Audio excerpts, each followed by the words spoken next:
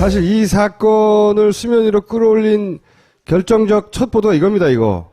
여기 시작된 거에서 한겨레가 대기업 돈 288억 거둔 K스포츠 재단 이사장은 최순실 단골 메시지, 이거. 여기서 질문한 거예요. 물론 그 이전에 깔짝깔짝 했었어요. 처음에 조선과 청와대가 붙었다가 조선이 깨갱했죠. 우리도 다뤘었고. 그리고 최근에 이거 진짜 칼을 꽂는 기사죠, 이게. 진짜. 지면으로 나온 최대 특종은 제가 보기엔 이거예요. 여기에 모든 게 다 들어있거든요. 박근혜 대통령한테 이래라 저래라 시키는 구조다. 이건 상상할 수 없잖아. 서로 최순실이 외곽에서 지원을 한다고 하더라도 그야말로 지원을 했었다고 생각했지 관계가 거꾸로였다는 거는 상상할 수 없잖아요. 관계도 뭐 어쩌고저쩌고인데 그리고 이제 뭐 파일이 그 안에 보면은 고친 대로 뭐 했다 뭐 이런 비교 그런 거고. 근데 여기 보면 30cm가 여기서 나오죠. 거의 매일 나왔다. 칼을 진짜 꽂는 기사입니다. 그 다음에 개성공단 폐쇄 이런 거 여기서 했다. 그리고 여기 대통령한테 이래라 저래라 하고 시키는 구조다. 대통령이 단독으로 결정할 수 있는 사안이 없다. 최 씨한테 다 물어보고 승인이 나야 가능한 거라고 봅니다. 자, 이 탐사보도팀의 유익은 선임 기자를 모셨습니다. 자꾸 왜 선임 기자라고 그래요? 제 후임이에요, 후임. 그래요? 네. 그러면 처음에 이 팀을 결성한 사람이 누구예요? 야, 이거 뭐 있어, 이렇게? 정확히는 김의겸 선임 기자가 회사에 제안을 해서 만들어진 TF입니다. 근데 그때 왜 그걸 만들어야 되겠다고 판단했대요?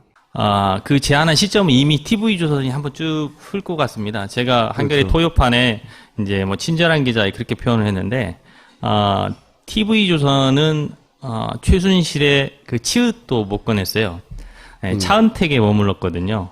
그런데 더 큰 그림이 있는데 이 그림을 좀 그려내야 하는 거 아니냐. 어마어마한 뇌관이 될 수 있다라는 약 30년 기자 생활의 그런 감이었겠죠. 직관으로. 예. 이제 이 얘기를 한 사람이 여러분 잘 아시는 이제 미르 재단의 전 사무총장입니다.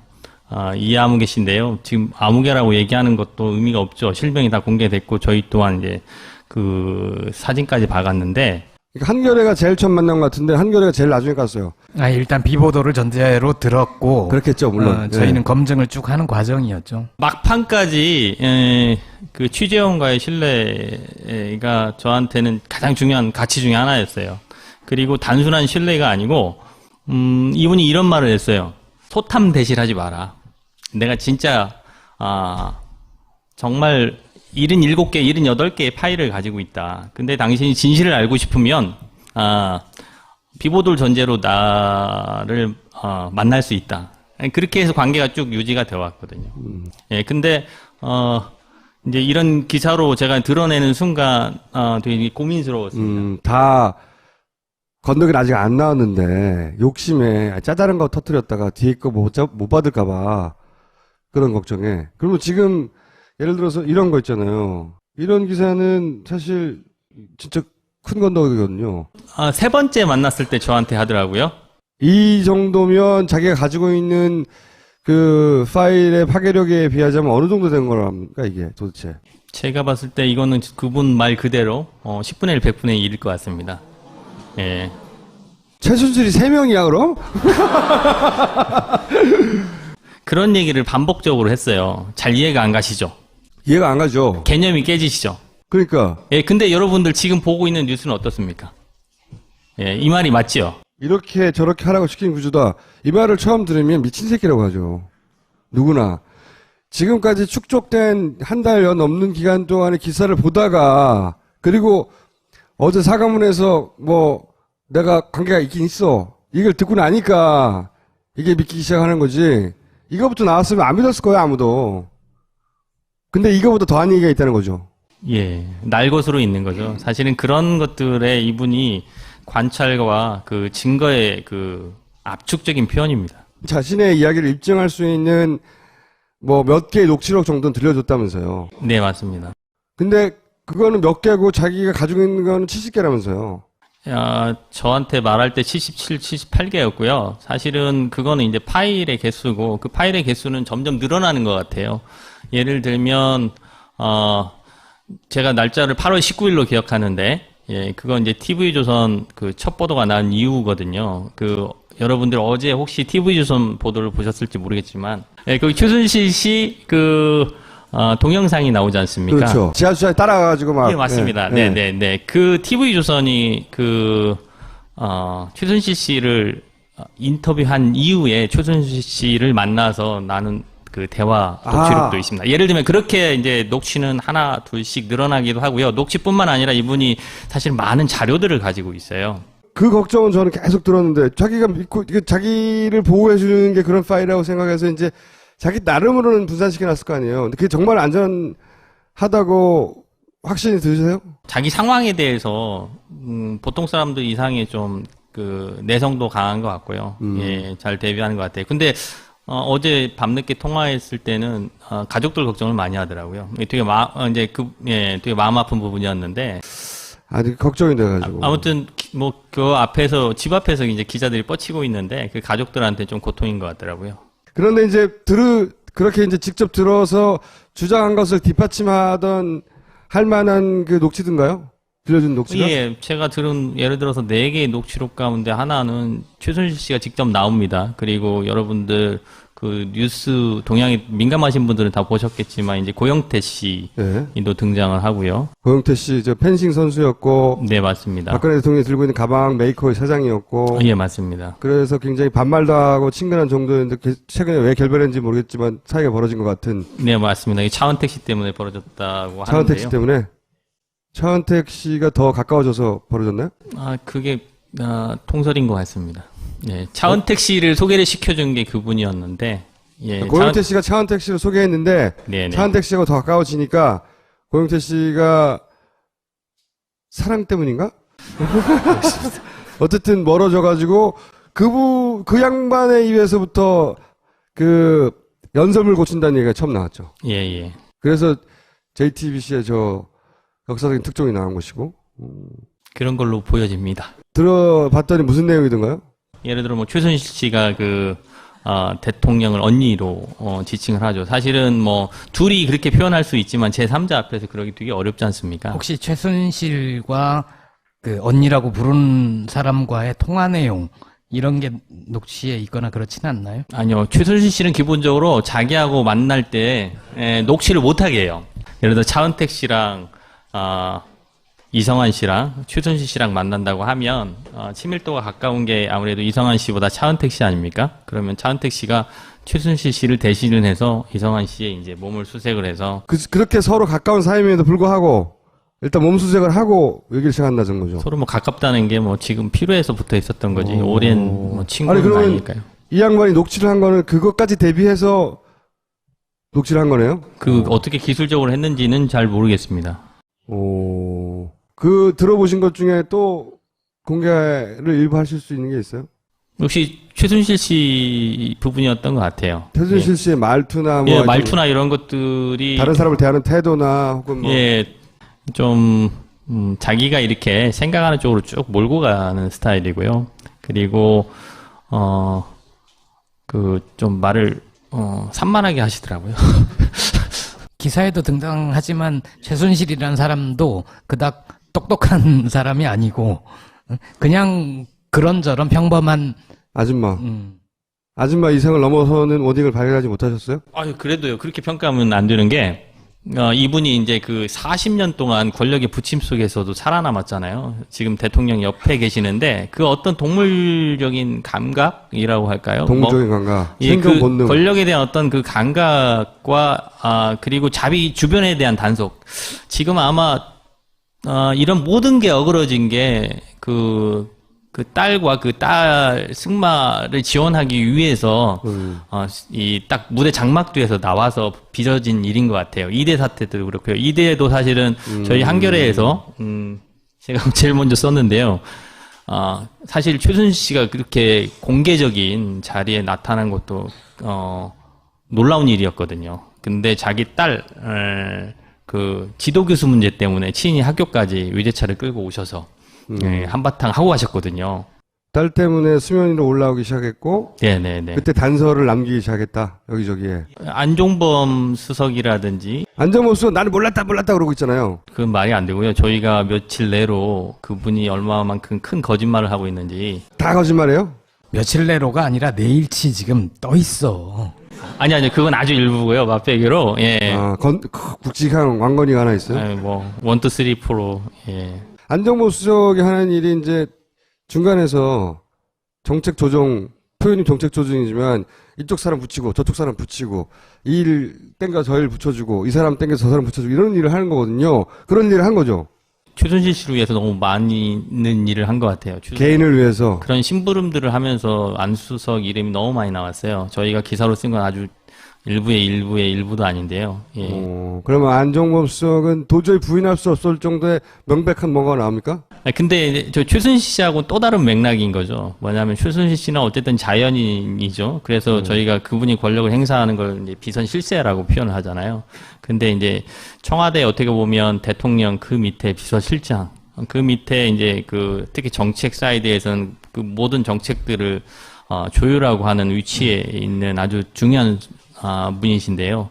근데 비선 실세 심부름 또는 뭐 차은택 씨는 문학의 황태자라고 하는데 그런 분들의 시간을 너무 많이 뺏기신 것 같아요. 저는 궁금한 게 지금 비서실장은 정말 몰랐을 것도 같다는 생각이 드는데 김기춘 비서실장이 어디 등장하지 않아요 혹시?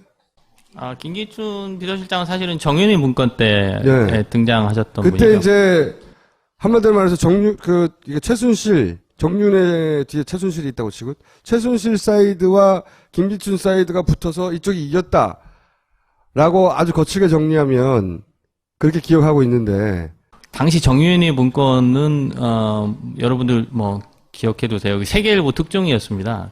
그 해에 한국 기자상을 탔는데 그때 그 팀을 이끌었던 기자들이 많이 이렇게 생채기를 입었어요. 잘리고 그랬잖아요. 예, 맞습니다. 그 나간 어느 기자 한 분이 최근에 저한테 이제 자주 명예 한겨레 기자 이제 그 역할을 하면서 막 이것저것 보내줘요. 근데 그런 얘기를 하더라고요. 그때 정윤회 문건이 제대로 정리가 됐으면 지금 이런 일이 안 일어났을 텐데 이런 얘기 하시더라고요. 너무 마음 아프더라고요. 근데 그때 그게 맞는 거예요? 그러니까 김기춘 비서실장을 알고 있었다. 최 씨 일가를 지금 비서실장을 모르는 것 같으니까 제가 궁금해서 하는 말이에요. 잘은 모를 것 같아요. 왜냐하면 그 청와대 내에서도 금기어에 가까운 알긴 아는데 존재였거든요. 그러니까 예를 들어서 사실 이 재단 안에 이사장도 있고 쭉 여러 사람들이 있지 않겠습니까? 그리고 재단을 운영하는 의결기구인 이사회도 있고, 근데 최순실 씨를 위해서 일을 하는 사람들은 아주 은밀하게 움직였고 그들이 진짜 최순실 씨를 위해서 일을 하는지 사람들이 잘 몰랐어요. 마치 그런 것 같습니다. 청와대에서도 최순실 씨를 위해서 문건을 빼주는 분이 있겠죠. 그리고 인사를 실제 최순실 씨가 누구를 낙점하면 그 사람을 명단에다 올리고 또는 빼고 할 사람이 있겠죠. 근데 그런 게 잘 드러나지 않는 거죠. 자기들끼리도 속이고 이랬다 안에서도. 기사에 썼잖아요. 서류 다 정호성이 가지고 나왔다고. 정호성은 소송 들어오고 그런 거 없나요? 제가 어제 그런 얘기를 하더라고요. 청와대 그 홍보수석실 통해서 본인은 아니라고 그런다. 본인은 아니라고 부인한다. 반론 문구에는 넣지 말아달라. 대신 법적 조처도 취할 수 있다는 걸 알아둬라. 아직 보도되지 않은 것들이 있긴 있다는 거죠? 아까 말씀드린 비선에서 이제 공선이라고 하면 좀 이상한가요? 공식 라인?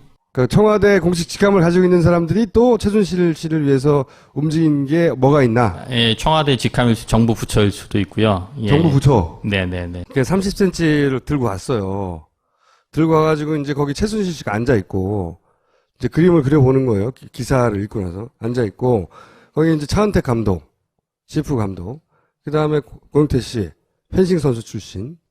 최근에 언론 보도에 따르면 또 술집에서 일했다고 하는 보도도 있는데 그건 중요하지 않고 어쨌든 그런 커리어에 그리고 지금 녹취를 한 부동산 개발 하시는 분.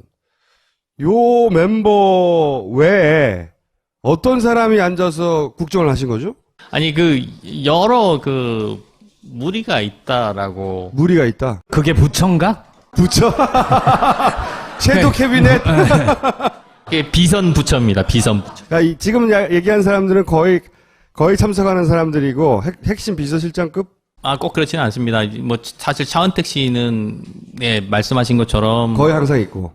사무실에서 차은택 씨가 그 뭐 인사에도 관여를 하고 그랬으니까요. 그러니까 최순실 씨가 아니라 차은택 씨가 예. 인사에 관여했다고요? 지난 한 2년 동안 현 정부 이 문학의 권력의 황태자라고 했고 그 업계에서 어르신이라고 불리더라고요. 나이는 저보다 한두 살 많으시 분데 예. 그 양반을 통하지 않으면 문학의 행사가 절대 안 되는. 딸 수 없는. 그 송성각 씨라고 콘텐츠 진흥원장 뭐 이런 분들도 수상하시고 뭐 공기업에 가신 분도 수상하고 해외 그 문화 원장으로 가신 분들도 수상하고 뭐 수상한 사람들이 워낙 많을 뿐만 아니라 돈의 흐름도 막 물꼬를 이쪽으로 냈다 저쪽으로 냈다 할 수 있는 대단한 막강한 그런데 그 영향력. 양반이 그 자리에서 이 사람은 이 자리에 보내고 이 사람은 저 자리에 보내고 이런 인사를 했다는 거죠. 그렇게 들었습니다.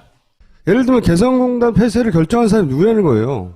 예를 들면 차은택 씨가 그럼 개성공단 문 닫아 그래서 문 닫은 거예요? 그건 솔직히 제가 모르겠습니다. 예. 근데 거기가 진도가 아직 안 나왔군요.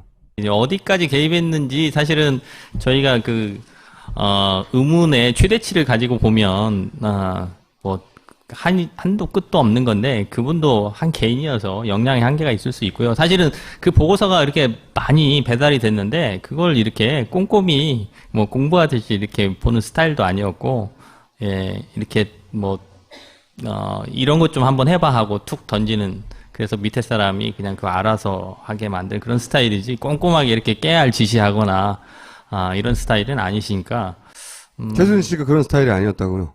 그 회의를 실제로 우리는 기사에는 비선 실세 모임, 비선 모임 이런 표현을 썼는데 그 사람들은 국정자문회의, 국정자문기구 뭐 이런 식의 표현을 썼다는 거죠?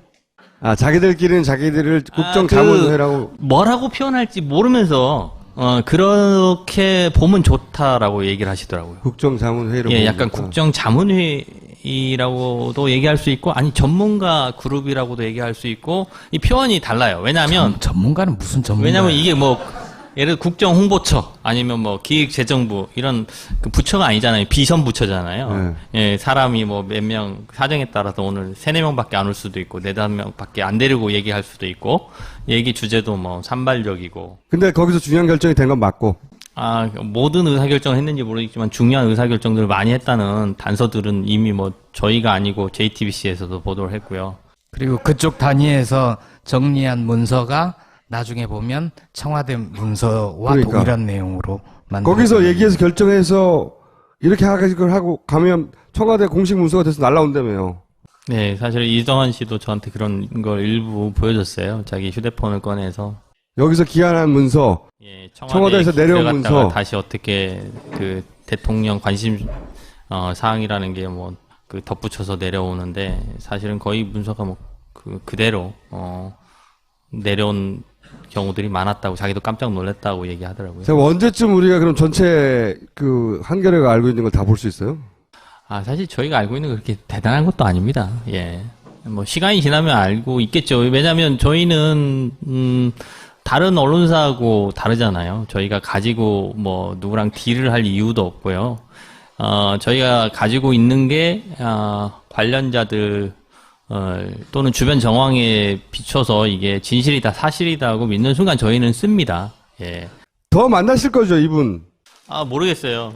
연락이 될지 안 될지 만날 수 있을지 없을지. 저는 사실은 당장의 보도보다 길게 총수님 말씀하신 것처럼 사실은 언젠가 갖고 싶었죠. 그건 사람의 욕망이고 그분한테 솔직히 그 말씀을 드렸는데 그 단기적 아마 중기적인 시간표까지도 이제 큰 그 진실을 알고 싶었어요. 그래서 덤볐는데. 근데 그분 스케줄도 그분도 아마도 대통령이 이렇게 순식간에 정치적 사망에 이를 줄 몰랐겠지만 사실 그분이 좀 길게 보고 만나자고 했던 결정적인 이유도 이게 사실은 현 정부에서 되겠느냐. 근데 사실은 지금 지난 한 달 사이에 이렇게 전국에 요동친 적은 그러니까요. 저도 이렇게 파이널 보스가 지난 몇 년 사이에 본 적이 없는 것 같아요. 왜 모든 방송국들이 취재하도록 오케이 사인을 줬을까요? 어느 날 와, 저도 그날 좀 깜짝 놀래가지고, 한겨레 혼자 막 난리치고 그 다음에 경향이 우리도 뒤처진다 그래서 붙고 또 JTBC 그 다음 붙고 이럴 때까지만 하더라도 이 세 군데서만 떠들었어요. TV조선도 조용히 있고요. 지상파, KBS, MBC 잘 안 보죠. 최순실을 다뤄봤자 이화여대 건. 그 다음에 최순실 가지고 여야 공방이 있다. 그런데 지난 주말이죠. 목요일인지 금요일인지 엄정수사 얘기하자마자 갑자기 빗장을 열고 물꼬를 터버렸는데 그러면 그다음부터는 기자들은 통제가 안 되거든요. 기자들도 기자들 욕심이 있으니까 막 덤벼 들어가지고 막 쏟아내기 시작했거든요. 최순실 비리는 개인 비리로 각을 잡아가지고 이렇게 끝냅시다. 우리가 우병우가 있으니까 검찰을 잡아서 이렇게 합시다. 라고 자기들이 그림을 그렸다고 쳐요. 그렇다 하더라도 이 정도 그러니까 기자들을 마음대로 풀어버리면 자기 그림대로 갈 수가 없단 말이에요. 개헌으로 덮을 수 있을 줄 알았겠죠. 응? 일단 풀어놓고 개헌으로 틀어막고 물꼬를 다른 데로 돌리고 그냥 그럼 틀어막은 채 개헌으로 가면 되지 왜 그걸 풀어주고 가냐고. 불과 그 다음날 개헌 얘기했는데 그럼 막 떠들 때 개헌 빵 얘기해버리면 되잖아. 왜 다 기자들이 다 프랑크푸르트 달려가가지고 임시정부 취재하게 한 다음에 임시정부가 막 옮겨 다녀야 하는 그런 고충을 주고 그거 왜 했냐는 건 난 이해가 안 가요. 이거 혹시 아세요? 왜 했는지? 저는 그 임시정부 비유 마음에 안 들어요. 우리 과거 임시정부를 좀 왠지 욕보이는 것 같아. 하지만 임시정부가 맞잖아요. 아니 지금 하는 게 없잖아요. KBS, SBS, MBC 이런 애들이 막 뛰어들어가면은 그 물량이 달라요. 이게 움직이는 게. 완전히 그거 막을 수 없는데 왜 그랬을까? 이것도 결국은 이 연설문을 읽게 한 사람이 시킨 걸까? 이해가 안 가요. 그 우연과 좀 필연이 동시에 작용했을 텐데, 필연적인 요소, 너무 임계치에 사실은 약간 언론사 내부에서도, 이렇게 쌓여 있었거든요. 그러니까 사람들이 되게 그 부분에서 분노했던 것 같고, 그 분노가 아주, 이대 총장이 사퇴하는 국면, 전후해가지고 거의 클라이막스로 치달았고, 그런 것들이 이제 언론 내에서 눌려있던, 거기, 좀 올라오는 거하고 같이 맞물린 게 아닌가. 그게 아무리 세도, 그 국장이 쓰지 말라고 하면, 취재하지 말라면 못하잖아. 이때까지 그래, 이렇게 버텨왔잖아요, 방송사들이. 근데, 방송사들이, 이렇게 소위, 위에서, 야, 니네가 써와! 했다는 거잖아요. 이제 취재하라고. 고사인이 났다는 건데, 그거 왜 났을까? 심지어는 요새 탐사보도 프로그램들에서 연락이 와요. 누구한테? 탐사보도 프로그램에서 연락이 와가지고 무슨 얘기를 하냐면 그동안 하도 손을 오래 놔가지고 탐사보도 하던 쪽에서 최순실 씨 사건을 어디서부터 조사해야 될지 모르겠다고. 누구한테요? 그러니까 그걸 왜 정수한테 전화를 해요? 내가 말이 아는 줄 아는가 보지. 그래서 그 두 미스테리, 이 연설문을 읽게 한 미스테리와 그걸 터뜨린 미스테리가 연결이 된다 지금 생각하는 중이에요. 유익은 기자님은 여기까지 괴롭히고 뭔가 좀 더 요 기사가 한 단계 더 나아갈 때 저희가 모시기로 하겠습니다. 오늘 감사합니다.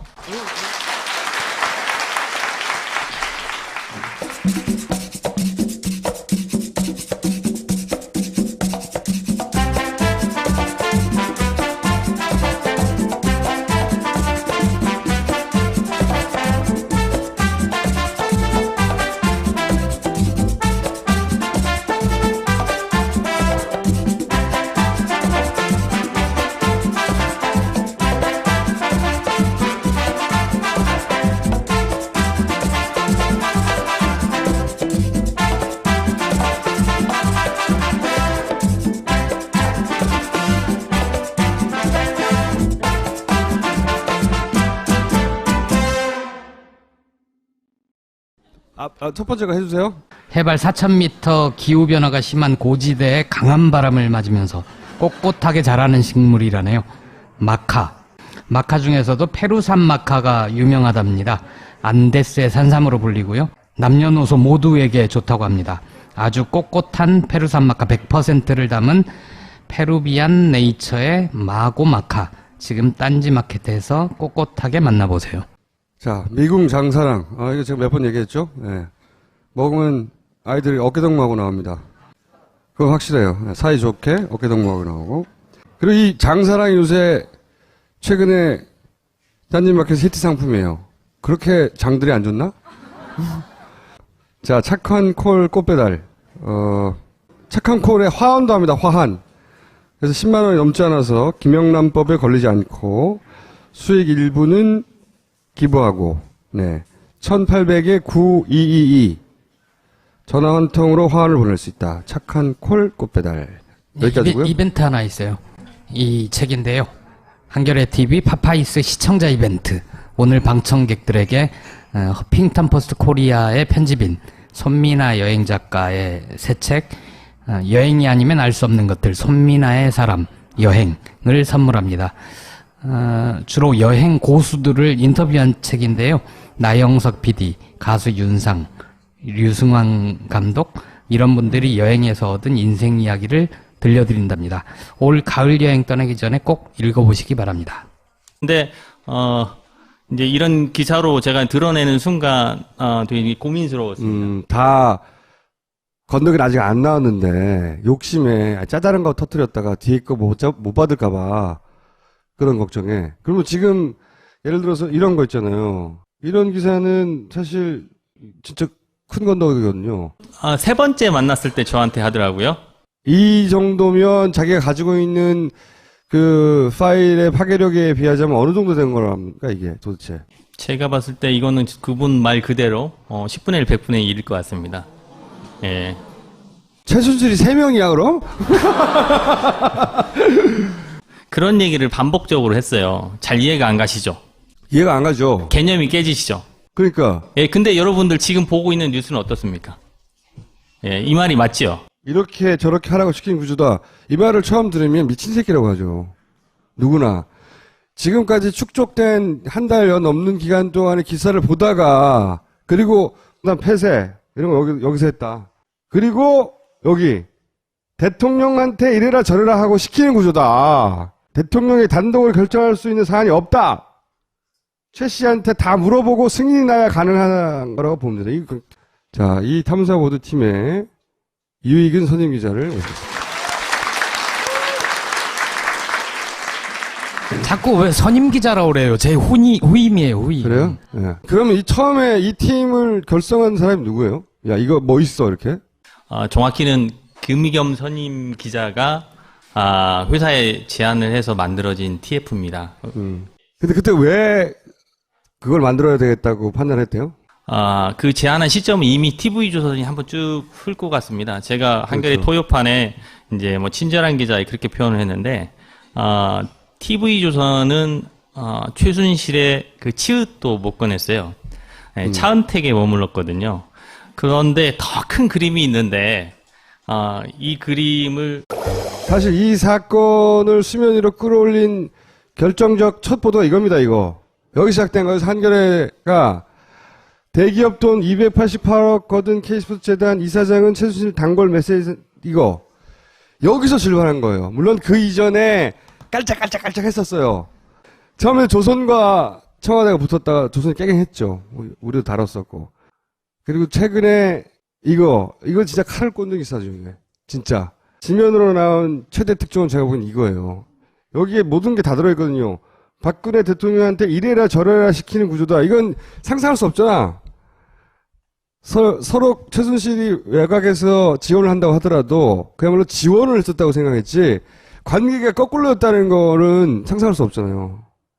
관계도 뭐 어쩌고저쩌고인데 그리고 이제 뭐 파일이 그 안에 보면은 고친 대로 뭐 했다 뭐 이런 비교 그런 거고. 근데 여기 보면 30cm가 여기서 나오죠. 거의 매일 나왔다. 칼을 진짜 꽂는 기사입니다. 그 다음에 계속 좀 그려보자, 그려내야 하는 거 아니냐, 어마어마한 뇌관이 될 수 있다라는 약 30년 기자 생활의 그런 감이었겠죠. 직관으로. 예. 이제 이 얘기를 한 사람이 여러분 잘 아시는 이제 미르 재단의 전 사무총장입니다. 이아무개 씨인데요. 지금 아무개라고 얘기하는 것도 의미가 없죠. 실명이 다 공개됐고 저희 또한 이제 그 사진까지 박았는데. 한겨레가 제일 처음 만난 것 같은데 한겨레가 제일 나중에 갔어요. 일단 비보도를 전제로 들었고 그렇겠죠, 물론. 저희는 검증을 쭉 하는 과정이었죠. 막판까지 그 취재원과의 신뢰가 저한테는 가장 중요한 가치 중에 하나였어요. 그리고 단순한 신뢰가 아니고 이분이 이런 말을 했어요. 소탐대실하지 마라. 내가 진짜 정말 77개, 78개의 파일을 가지고 있다. 근데 당신이 진실을 알고 싶으면 비보돌 전제로 나를 만날 수 있다. 그렇게 해서 관계가 쭉 유지가 되어 왔거든요. 예, 어제 사과문에서 뭐 내가 관계가 있긴 있어. 이걸 듣고 나니까 이게 믿기 시작하는 거지. 이거부터 나왔으면 안 믿었을 거야 아무도. 근데 이거보다 더한 얘기가 있다는 거죠. 예, 날것으로 있는 거죠. 사실은 그런 것들에 이분이 관찰과 그 증거의 그 압축적인 표현입니다. 자신의 이야기를 입증할 수 있는 뭐 몇 개의 녹취록 정도는 들려줬다면서요. 네, 맞습니다. 근데 그거는 몇 개고 자기가 가지고 있는 거는 70개라면서요. 저한테 말할 때 77, 78개였고요. 사실은 그거는 이제 파일의 개수고 그 파일의 개수는 점점 늘어나는 것 같아요.